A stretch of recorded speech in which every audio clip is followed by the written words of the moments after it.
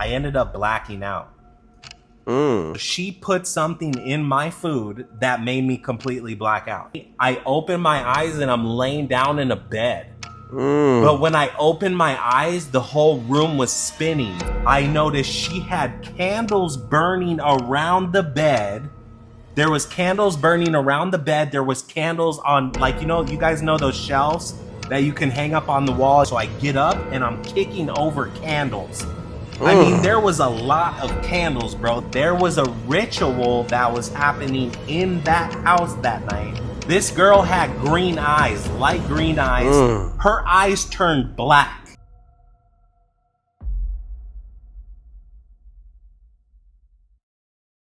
Okay, so in 2000, so I got released from Pleasant Valley State Prison in 2014. I ended up getting caught up for a string of armed robberies. So in 2014, I got out of prison, and when I got out of prison, I ended up paroling to my family's house for probably for like a month. And when I got out, I was really pursuing change, but I didn't really know how to change. And at the time, I did not have Christ in my life. So I didn't really know how to take the steps to change. So I ended up in a very short amount of time slipping back into my old lifestyle. So, when you get out of prison, you have a parole officer, and, you have to follow certain guidelines when you get out of prison to, uphold to, just because I served time in prison didn't mean that I didn't have things and obligations I had to deal with. So I was on high control, basically gang supervision parole. So I had to check in a certain amount of times a month. I had to report to my parole officer. Pretty much wherever I went outside of the county that I was on parole, I had to check in. They would come randomly do pop-up house visits, basically in all hours of the morning. I've had my parole officer come at like 3 a.m. So they were really on top of me once I got out of prison because of my past, right? So basically I ended up taking this job, and when I took this job, it required me to go out of town. But let me reverse a little bit. So basically, I stopped checking into parole. Actually, this is crazy. So I started getting into trouble with my law enforcement, right? I got out in 2014. In 2015, I ended up getting stabbed. And you remember that.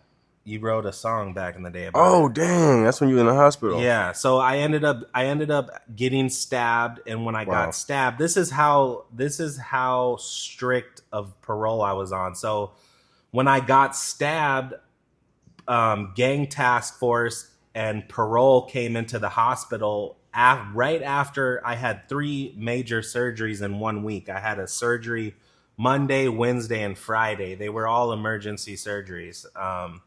So I had parole and gang task force come into my hospital room, and basically after I just got wheeled out of surgery, they told me if I did not cooperate with them about what had happened to me and who did it, they were going to violate my parole and put me back in prison. So mind you, I was the victim, but they were telling me if I didn't cooperate that they were going to send me back to prison, and I was the one that was stabbed up in the hospital. So this is the kind of lifestyle that I was living in, and the darkness that I was in at the time. So after I got out of the hospital for surgery, I ended up getting real paranoid. And I thought that they were going to my parole officer was going to throw me back in prison. So I ended up basically going on the run again. And I ended up going on the run again. And when I didn't show up for parole on my date I was supposed to check in, I knew at that point that it was over, that it was on. It was on. I was going full back into my old life. I started doing, the things that I was doing at the time to get money. I was big into the scamming and the hustling, and yeah, I was out there with it completely. So basically, I had been on the run for like a year. So I was doing a lot of traveling and bouncing in and out of hotel rooms, because when you're on the run, you're on the go. So it's not like I could go get my own apartment in my name or none of that. So I was basically I was hotel hopping. I was staying in luxury hotels and just doing that whole life. So I got a phone call from a family member, and they're like, they tell me, they're like, hey, I'm starting up this office in Central. I'll give the town. It was in Bakersfield, California, and they called me and they said, hey, I'm starting my company in Bakersfield. Do you mind going out and help starting the office up? Because they were doing oil field work. So the trucks that they were using would basically locate utilities, oil pipeline. That was one thing. Even in that life, I always had connections with good jobs because of family members. So anyways, they called me. They're like, I told them too, they knew what was going on with my life. They're like, look, I know you're on the run and everything, but this will give you a chance to kind of clear your head and go out in Bakersfield and go work for a little bit. And, it's real low key. We'll pay for your housing. It'll be under our name, our company name. So you don't have to worry about anything. So I'm like, okay, so I end up going out to Bakersfield, and, I ended up getting picked up actually by one of the dudes that was working for my family members was a Hell's Angel, like a biker gang. Yeah. He was in the Hell's Angels motorcycle club. Wow. And he picked me up, and I'll never forget this. Like, he was driving all fast on the freeway going up to Bakersfield, and I was paranoid because I was on the run. But this dude is doing like 120 miles an hour in his truck. Wow. And I tell him, and I'm like, hey, I'm not trying to tell you how to drive or nothing, but I'm abscond. I'm on the run from parole right now, so we can't get pulled over. Right. And he looked at me and he's like, okay, and he just drove chill the rest of the way. So we were out in Bakersfield for like a month, and I ended up getting introduced to this girl. She worked at the outlets in Bakersfield, and at the time, like, mind you, I have no spiritual discernment. I have no, like, on the spiritual aspect of the dark life that I was living. I knew it was dark the way I was living, but I didn't understand spiritual things. So the severity of it. Right. I didn't understand the severity of it. I didn't understand, symbolisms and things that she had in her house that if I would have seen them now, I would have knew she was a Satanist. Mm-hmm. I would have knew she was a Satanist. I would have known she dabbled in witchcraft, but I was completely clueless in it. Mm-hmm. I was in the streets. This is his girlfriend, by the way. Yeah, this is my girlfriend. Time. This is his girlfriend at the time. Yeah. So this. Can you imagine dating somebody, you get to know somebody, they end up your girlfriend or they end up your boyfriend, and then somewhere down the line, you come to find out that they're a witch or a warlock. Can you imagine that? Right. Chat. And right. and so. So I meet this girl, and we're partying or whatever. We're partying. We're getting acquainted with each other, and finally I had kind of opened up to her and told her, like, she actually, what crazy thing, her mom won a lottery. Her mom won the lottery and ended up buying this girl a house. So she had this huge house in Bakersfield. Wow. And it was basically a party house, and I opened up to her and told her, like, hey, I'm on the run right now. I'm gonna probably go back to prison. So, my time with you is short, basically, until they catch me, And she was basically cool with it. She didn't. The level of, like, deception that she operated in was so high that she moved in such a way that okay, so here's another thing. So before she got her degree in psychology. So I found all this stuff out later. Before she got her degree in psychology, she pulled out of school because of the things she was doing in manipulation through witchcraft. That there was, her friend told me, like, she got a degree in psychology, so she understood the human mind, right? So she utilized going to school to elevate her witchcraft. My goodness. So she wasn't just to pull them in. Exactly. So she was a professional. So I later found out she had like 3 boyfriends she put in the psych ward. Oh. She was a witch and a cheater. Yeah, like put in the psych ward, like literally made them this. Oh, she put them in a psych ward. Literally made them go crazy and put them in a psych ward. So this is the level of. So wait a minute. Let's tune in real quick. Okay. You hear what he's saying? She was in school. Right? She was practicing psychology. Right. So she could be able to talk and manipulate. Right. Now, if you read the book, He Came to Set the Captives Free, it's about, witches and manipulation and stuff like that and how they bring you in. It's crazy because there's different witches in church that'll bring you in. Yep. What they in, right there in the service, right there just next to you. Go ahead. So I was dating her for some time, and I started to get to a point where there was like this weird obsession with me, and it wasn't like a love and a. Hold on, bro. Put it right here, brother. I know. I'm trying to put it down. It wasn't like a love and like, I miss you when you're gone. It was like a very demonic, possessive, like type relationship where she would, she just weird things. Like I found hidden cameras in her house, like just weird things, like to where like when she would leave and go off places, like she would be monitoring me when I would be at the house, like just weird, super weird stuff. And it was not normal by a long shot. So I'm with this girl and I'm starting to have demonic experiences at her house. So I'm going to tell you what really opened my eyes up to the spiritual realm and how demonic stuff was real.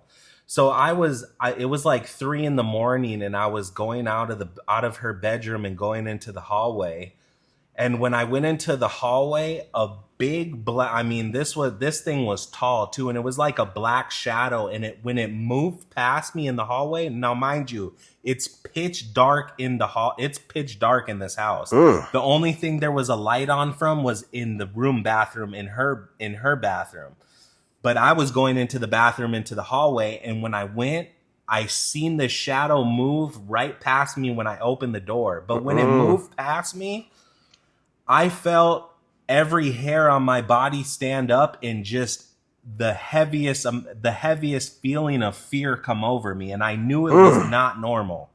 I knew it was not normal because when I opened the door before I stood out, I was stuck and I couldn't move. Like I wanted to move, like I wanted to shut the door, but the level of fear was so heavy, and it was a demonic entity of some sort. Wow. Like just that feeling of fear. And no covering. No. And no covering of the Lord. Nothing. You just out there in the open. Right. That's who witches and warlocks going to be trying to get. Because there's no protection. There's no covering. Right. Even when you hear different stories of different witches astral projecting, they can't touch those who have a covering on them. They can't touch different Christians, true Christians. Right.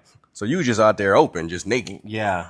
I was wide open. So something with that night, so the next morning when she woke up, I told her about it and she laughed at me. Like she literally laughed at me and I was like, something seemed off, and I started noticing like decorations in her house. Like she had human skulls. I mean, now that I think about it, I'm pretty sure that these human skulls were real, but she had them painted black and they were in front of her fireplace. So I started to notice the darkness of decorations in her homes, like black candles, black roses, black Stuff skull you didn't heads, notice before. stuff I never Wow. even noticed before. Now, mind you, I'm the only thing on my mind is staying out of prison, not getting cracked, and you know, getting my next dollar, because I was hustling out there too. So that the only thing on my mind is how I could dodge law enforcement and get my next come up. I'm not paying attention to the things that are clearly symbolism around me. Mm-hmm. I'm not paying attention to none of that. And Wow. and with this experience, it started to open me up. So I remember one time she went to work, and I started looking, something in my spirit told me to start looking up the things that I was noticing with her, like a star with a circle around it, which we know is the pentagram, right? So I started because she had a shirt that had a pentagram on it with a goat head, but it was like the color of the rainbow. So it was nothing that I'd pay attention to. So I looked up, like, what is a star with a circle in the middle? And Google brought up a pentagram, and I'm like, what's a pentagram? You know, so I start digging into what a pentagram is, and I realize it has to do with Satanism and symbolism, right? Right. So I'm like, what is a Satanist? You know, like I, in my mind, I'm That's like, okay, crazy. that's like a devil worshiper, right? But I don't know the level of what it is, though. I don't know that she's dabbling in witchcraft and the occult, and I have no idea about this. So I'm in this relationship with this girl for like a year before I start digging into this stuff. Right. So basically at this point in time, I'm starting to ask her now, like, I'm asking her straight up, like, but I'm so deceived because I don't have knowledge of the spiritual realm. I'm asking her, like, hey, are you a Satan worshiper? Like, are you a devil worshiper? Just the sound of that is somebody who has no knowledge. Right. Like, are you a devil worshiper? And I remember she laughed at me and she's like, what is a devil worshiper? Because, mind you, she basically had a degree in psychology. So with her thinking and manipulation at the level she was at, a real Satanist, let me explain this to you guys. A real Satanist and somebody who does witchcraft cannot tell you that they dabble in witchcraft or Satanism. Now, you might see certain symbolism around them, and, you know, certain things with the music industry and people in Hollywood where they tell you stuff, but it's not blatantly like, hey, I dabble in the occult, or I do witchcraft, or I'm a Satanist. It's not like that. So anybody in the chat can verify what I'm saying right now. So I'm asking her this stuff, and she's denying everything. She's like, no, she's like, you're crazy. I'm a witch. I'm not a witch. You know? And so I started to, so now that I'm like fishing on her, but mind you, but this whole time that I'm with her, she's doing witchcraft on me, and I could not leave this relationship. Like, it was bondage. Yeah, there was some, like, I would leave and go take off. Mind you, I was scamming. I was doing my thing at the time. So I took off out of state to Arizona one time with bro. I went to Teresa's house, and I went for like a month, right? And I'm like, yeah, I'm not messing with this girl. She's crazy. Like, she's crazy. I'm not going back. But something kept pulling me back. Like, I didn't need her financially. Like, I was getting money at the time, so I could do and be wherever I wanted to be. But she wasn't even my type. She wasn't even my type, but something kept pulling me back, and I didn't know what it was. So I go back to her house. I ended up going back to her house, and so this is the time about the food situation. So I get back to her house after being out of state for like a month, and she pulls on this whole, like, you know, like, she's trying to like make me happy. She's like, hey, I know you're coming back, so I'm a cook for you. What do you want me to make you? I'm like, whatever, I don't care. Like, she kept asking me. I remember getting annoyed, like, just, I don't care, whatever you want to barbecue. Right. It doesn't matter. So I end up, this is where it gets really crazy. So I end up getting back to her house from Arizona, and she ended up like she had like food going and everything else, and like I could just feel in my spirit that something was wrong, right? So like we sit down and we end up eating, right? And I ended up blacking out. I ended up blacking out. This is crazy. So I black out. So basically, like, I remember eating, and then I don't remember anything until I woke up. But when I woke up is when it really got weird. So you ate first and then you blacked out. Yeah, I ate first and then I blacked out. So she put something in my food that made me completely black out. So trip out on this. So the next point from me eating food at the table and then opening my eyes again, when I came out of that unconscious state, I opened my eyes and I'm laying down in a bed. But when I opened my eyes, the whole room was spinning. So I'm like, I remember being like, what is going on? I was drugged out. She drugged me out. So I was laying down on the bed and it was very hard for me to get from laying down to sitting up. So when I sat up, I noticed she had candles burning around the bed. There was candles burning around the bed. There was candles on, you guys know those shelves that you can hang up on the wall and you could put a candlestick up there or whatever. There was candles burning all over the room. I looked on the desk and there was incense burning. But I was drugged out, but I could feel in my spirit that something was wrong. And now after that day, it was the Lord that woke me up. She was I don't know. Sacrifice you. Listen, bro. Ritual sacrifice. Listen, there was a ritual that was happening in that house that night. And the Lord woke me up from a drug state. So when I got up and I sat up on the bed, she could hear me in there scrambling around, and she ran. I heard running in the hallway, but I was drugged out and I was trying to get my conscience. I couldn't stand up. So I'm sitting on the bed and I could hear running in the hallway because she could hear that I got up. Because when I got up, I knocked the pillow off and there was stuff on the side table right there I knocked off, so it created noise, so she heard me awake. When she ran in, she came and sat down next to me on the bed and was trying to get me to lay back down. So she was trying to get me to lay back down. She's like, just chill, just relax. What's the matter? Just lay down, relax. Like, she was trying to get me to go back to sleep again. And mind you, she wasn't in the clothes that I seen her with when I first went to her house. She was in some weird nightgown. She was in some weird nightgown. It was like a seductive nightgown. It was really weird.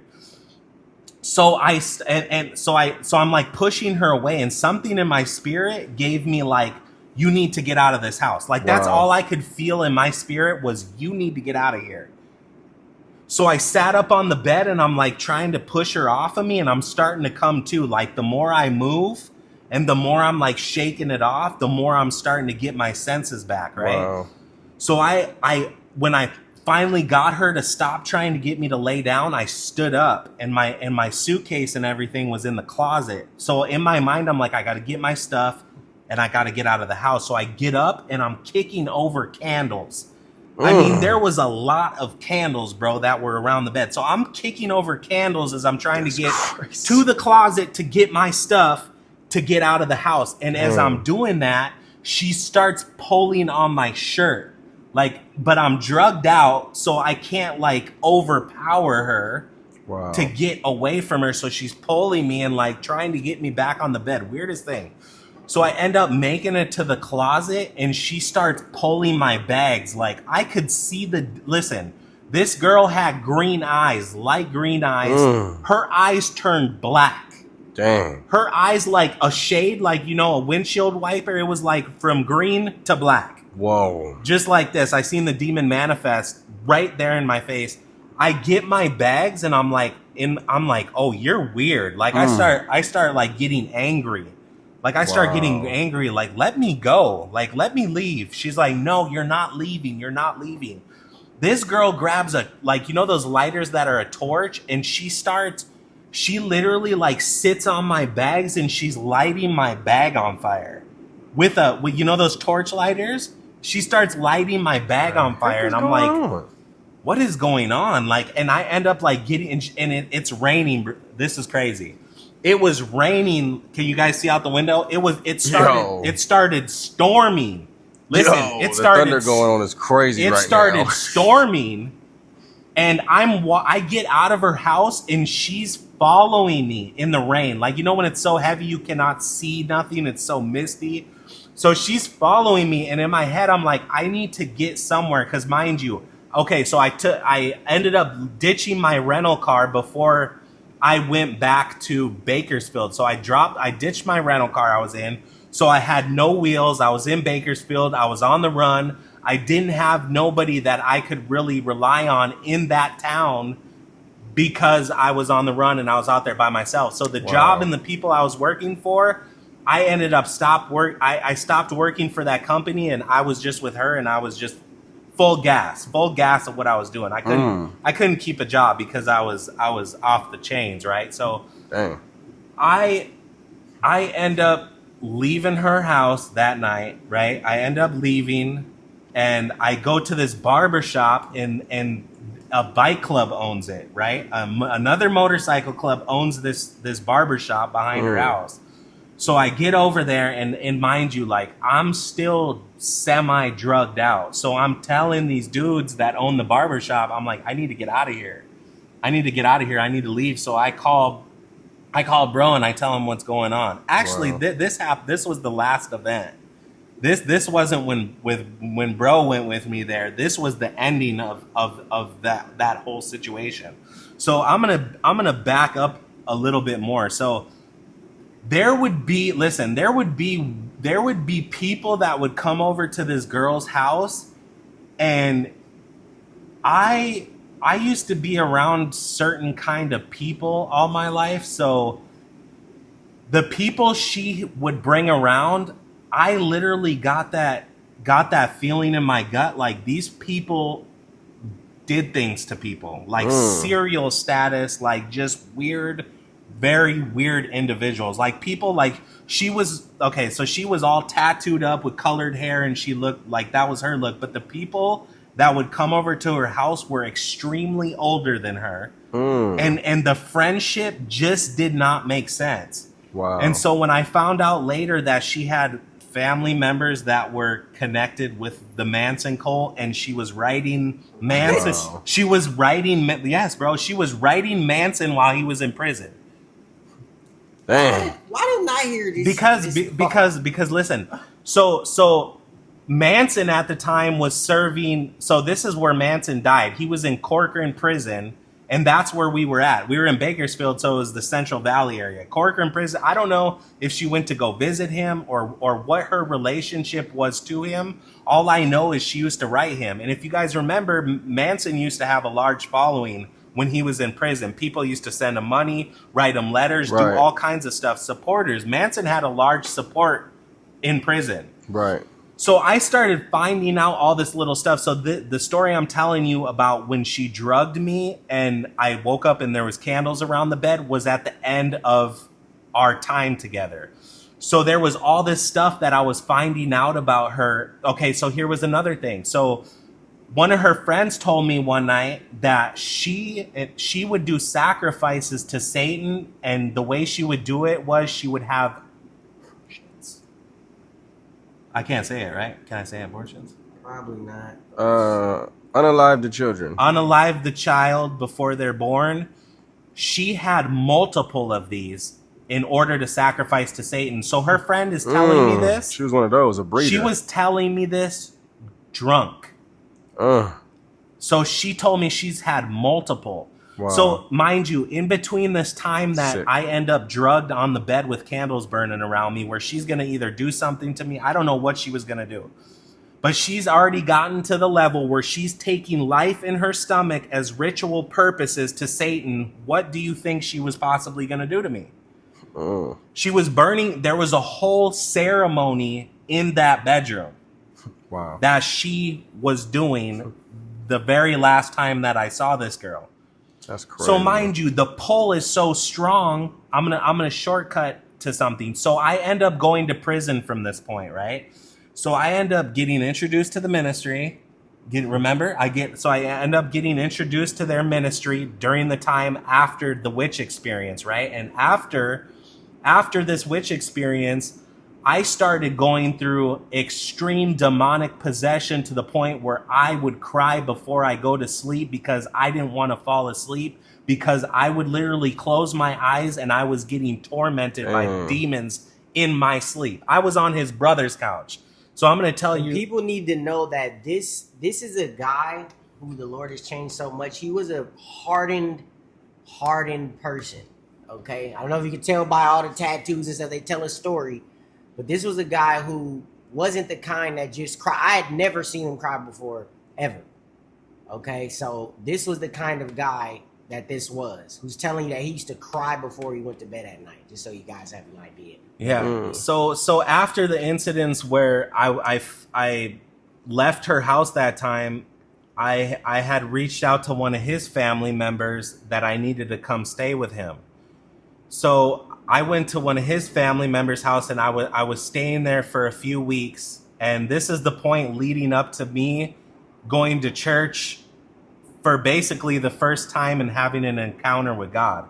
So I'm staying at his family member's house, and when I'm staying there, something opened up in the spiritual realm to me with torment that is a level, you guys, that I can't even, it's a hard to explain in words. But when I would go to sleep at night, I was literally getting tormented by demons.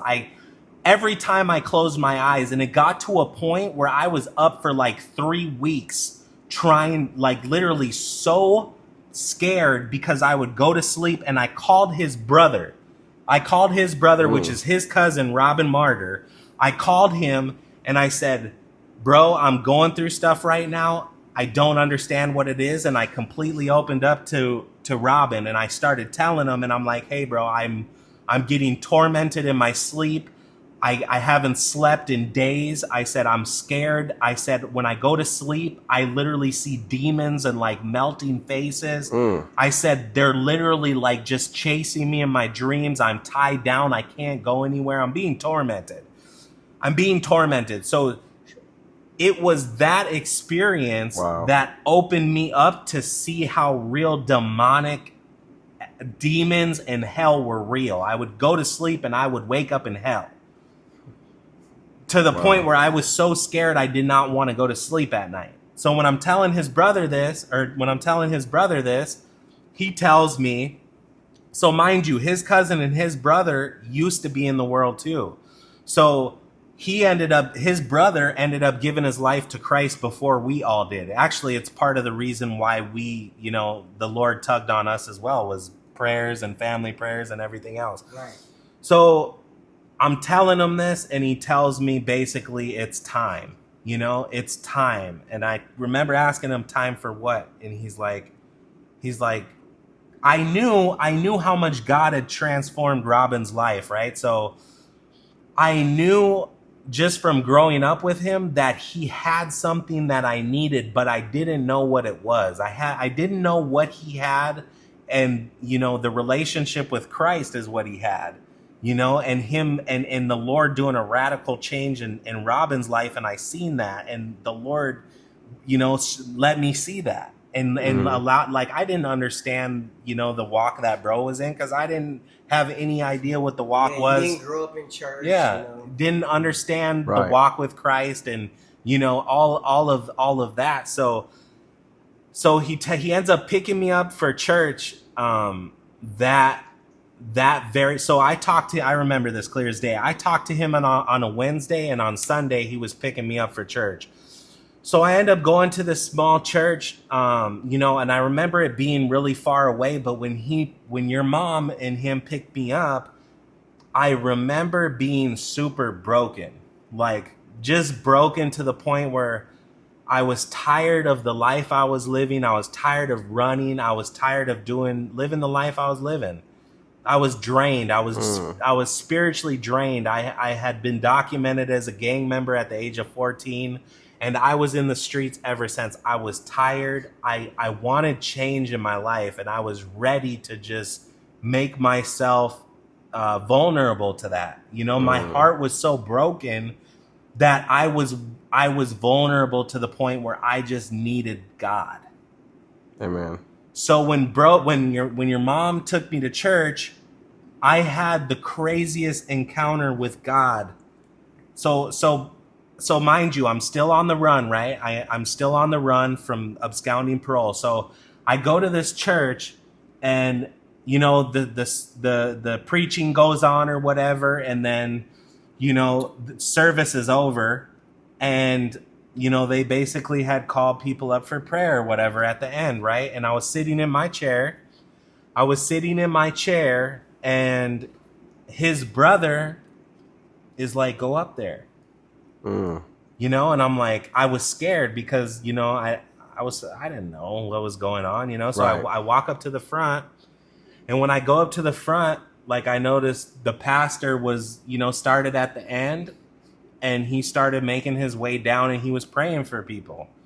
You know what I mean? He was praying for people, and he moved down the line, and he got to me. And when he got to me, God spoke through him and told him the Lord was speaking to me that day, and he was telling me things that were going on in my life, up to the point of with law enforcement trouble, with demonic oppression, with a long lifestyle, and telling me detailed things about my life my parents didn't even know.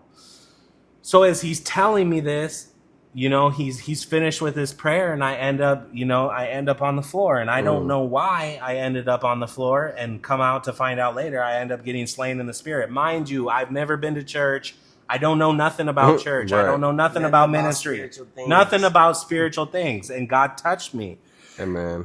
And when I opened my eyes up after the prayer, I was on the ground looking at the ceiling. I had gotten slain in the spirit. And when I got up, I was like crying. Like, I didn't even know I was crying, everything. And I looked around me, and there's people having that same experience as me.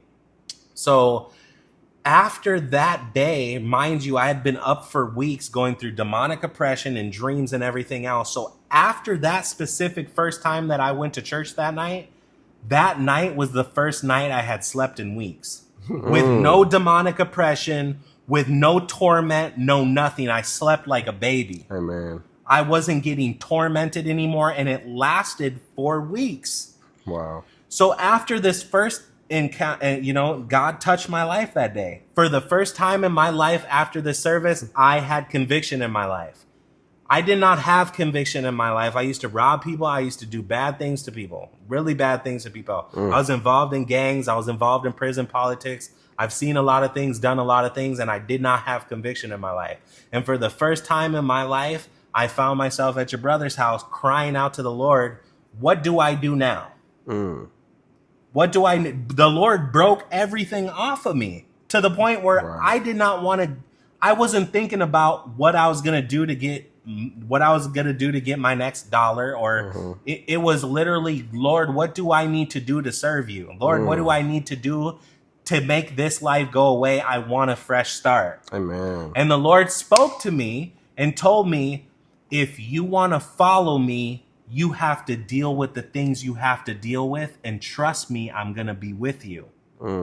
When the Lord spoke that to me, I knew the Lord was telling me that I had to turn myself in. Because I was on the run. I had caught a new charge, so I knew I was going back to prison. So I wasn't just on the run from parole. I ended up committing another strikeable offense, and I knew I was going back to prison, and I had no idea how long I was going to go for. So mind you, I know I'm going back to prison. I know my last experience I had in prison, and with the politics and the violence, and that's a whole testimony for another day. Right. But I knew that God spoke to me and told me he was going to be there with me. Amen. So mind you, I go to one more church service. I'm on the run, so I'm not talking to my mom or my family. I'm really close to my mom and my dad. I'm not in a close relationship with them, but I call them and I tell them, hey, Dad, I know it's been a while, but I want to come home and see you and Mom before I turn myself into prison. My dad knew I was going back to prison because undercovers were parked outside of my parents' house for months just waiting for me. And he would call me and be like, hey, they're watching the house. They're watching the house. They've been watching the house. Undercovers are always outside our house. So, and my dad is like, are you sure you want to do that? And I said, Dad, I don't want to live this life anymore. And I told my dad, I said, I went to church and I had an experience that I'll tell you about later, but I don't want to live this life anymore, and I'm going to turn myself in. Wow. So I was like, I want to come see you and mom before I go because I'm going to go away for a while. And so my dad had basically told me to come home, come home. And I told bro, I'm like, hey, bro, I'm going to go turn myself in. And I remember Wandell looked at me crazy. He's like, you're going to do what? But he had a whole experience too at church. So he got touched that day when he went with me too. But anyways, so I tell him, and actually it changed from him. He was tripping out because he knew how I was. Your brother knew how I was. So he's like, you want to turn yourself in and change your life? Wow. And it was one of those things where he gave me a hug, and that was the last time that I seen bro. Wow. And he was proud. I remember him being proud of me, like, because he had the same encounter I did. I remember him calling a bunch of people, telling them he gave his life to Christ too. But anyway, so I end up going home, and I end up spending 3 days with my family. And, my family, they were real shocked. My family was shocked. They knew I went through something because of the way that my countenance changed from that touch. Like, it wasn't like a touch where it was like, oh, I went to church and I went home and it was like, it was nothing. It was like I experienced something. I got healing. I got true healing. So I knew the Lord was healing my mind because I wasn't in that state of torment anymore. And my family could see the difference in me. So my family ended up basically taking me. My parents are like, how do you want to turn yourself in? And I said, well, I could call my parole officer. So I end up, so now I'm going to show you how the enemy tried to work. I'm going to show you how the enemy tried to work against God, because the enemy knew once I turned myself in and I was submitting myself to Christ that he would no longer have a hold on my life anymore. Amen. So when I called my parole office, a parole office that had been open for the longest, when I called, the number was disconnected. The number to my parole office was disconnected. I couldn't get in touch with anybody from the parole office. So I end up going down to the Orange County jail. Any of you who know Orange County, California? Yeah. So I end up going to Santa Ana main jail, and I end up knocking on. This is how hungry I was for God to change my life. I was knocking on the door of the jail, and a sheriff opened the door, and I was pounding on that door because for the next 12 hours, I knew that I was going through a massive battle, and the enemy was trying to stop me from turning myself into jail. Like there were so many events that happened in a 12-hour period that tried to stop me from doing this because it was the will of God. It was the will of God. So there was warfare at a level I had never experienced before, but I knew what God told me to do, and that was my mind. That was where I was at with it. So I knock on the door. The sheriff answered the door. I never felt so happy in my life to go to jail. I tell the cop, I said, he answered the door, and he's like, what? Like this, like some big, tall, white dude with a mustache. I'll never forget his face.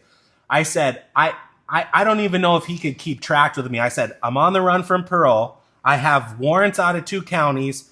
I haven't checked into my parole officer. I have warrants.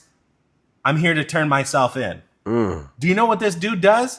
He tells me, go check into your parole office, slams the door. I'm telling a cop that I'm on the run. I'm a fugitive. And I'm at the jail for them to take me in, and he slams the door on my face. Wow. Mind you, I went through 12 hours of warfare trying to stop me from doing this. I literally laughed. I remember laughing. And literally telling Satan, you think you're going to stop me from doing this? But I'm going to go to jail today. I'm going to jail. I'm going to jail because I knew that's what God wanted me to do, because I couldn't start fresh having warrants and absconding parole and charges and all this stuff. So it was something I had to deal with. Dang. So there's a probation office across the street from the jail, right? Where you walk in the doors, metal detectors, sheriffs, they're doing the whole knot. So I walk in there and I tell like 5 sheriffs the same exact thing that I said. I said, I just went to the jail. He shut the door on me, told me to go to my parole office. I said, I'm calling my parole office, and it's the line is off. it's not there anymore. And they told me, they're like, yeah, oh, that office closed down. And they're like, you don't have a parole officer? And I'm starting to get frustrated. I'm like, I've been on the run for 2 years. I don't know who my parole officer is anymore. Because when you're on parole, your caseload changes every so often. So I have no idea. My parole officer's number doesn't work, everything. And I'm just like, I tell them I don't know. And they're like, well, you got to figure out who your parole officer is. And I walk outside and I'm like, okay, I totally I totally see what's happening. Because I start getting thoughts in my mind. Literally, when I walk out of there, you could just turn yourself in tomorrow.